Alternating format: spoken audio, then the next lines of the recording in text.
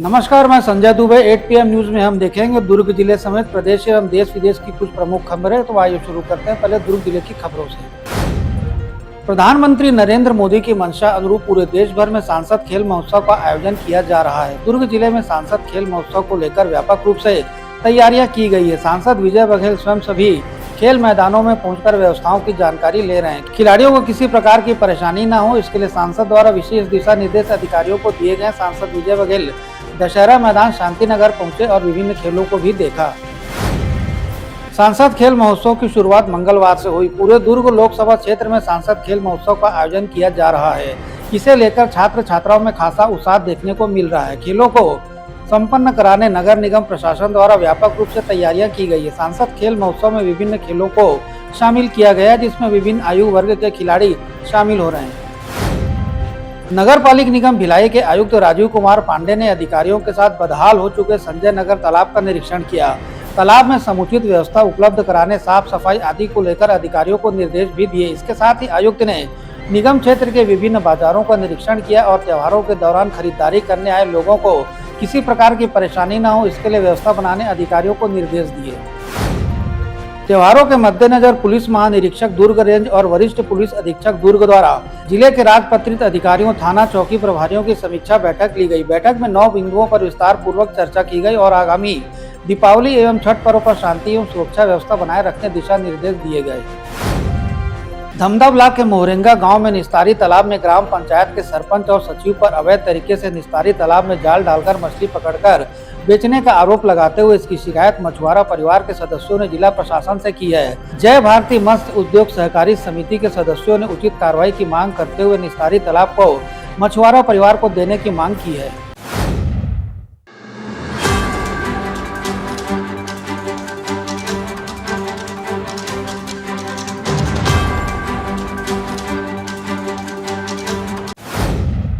और आइए अब नजर डालते हैं प्रदेश की कुछ प्रमुख खबरों पर।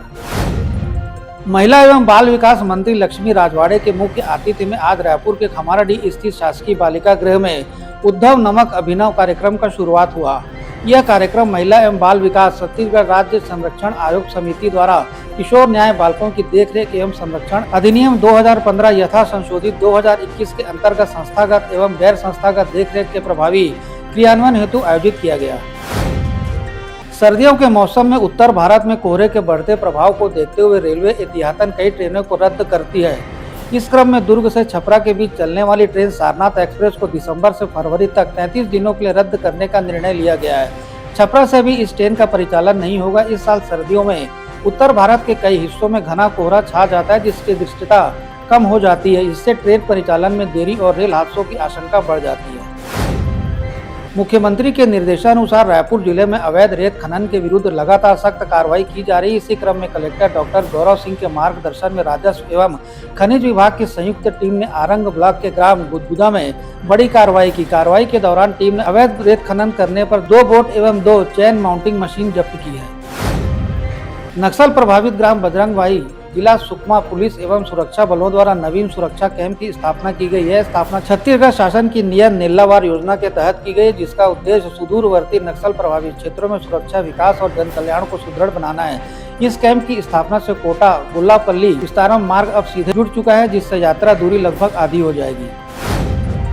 छत्तीसगढ़ के बीजापुर में नक्सलियों ने एक बार फिर कायराना हरकत को अंजाम दिया। नक्सलियों ने भाजपा कार्यकर्ता पूनम सत्यम की हत्या कर दी है। भाजपा कार्यकर्ता पूनम सत्यम काफी समय से नक्सलियों के निशाने पर थे। उन्होंने कई बार चेतावनी भी दी गई थी।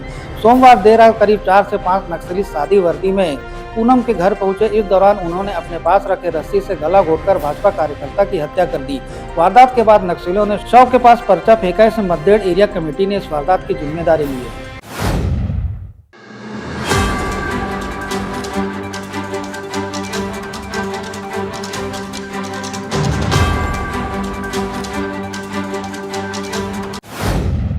और आइए अब नजर डालते हैं देश विदेश की प्रमुख खबरों पर।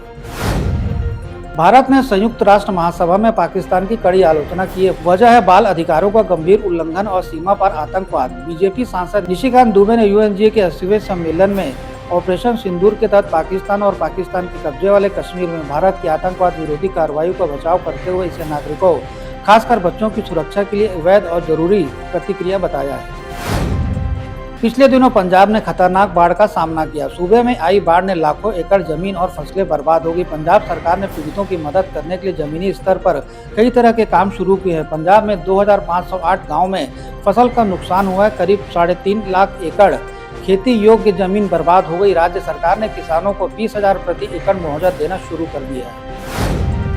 त्योहारों के मौसम में मिठाइयों की मिठास कहीं जहरीली न हो जाए, इसे रोकने के लिए खाद्य सुरक्षा विभाग सख्त मोड पर है। दीपावली अभियान के तहत गाजियाबाद में खाद्य सुरक्षा एवं औषधि प्रशासन विभाग की टीम ने छापा मारकर करीब 240 किलो खराब पनीर और दूसरी कार्रवाई में स्वीट्स के उत्पादन केंद्र में 110 किलो खोए से बनी खराब मिठाइयों को बरामद कर मौके पर ही नष्ट कर दिया।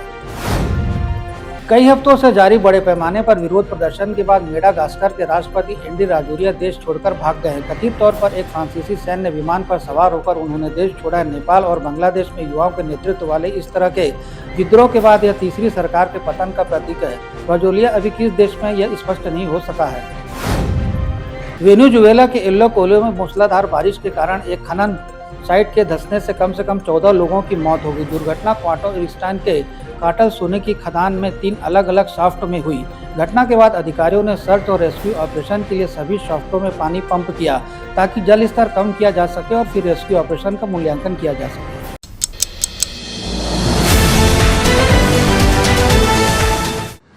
This program is sponsored by SR Hospital and Research Center.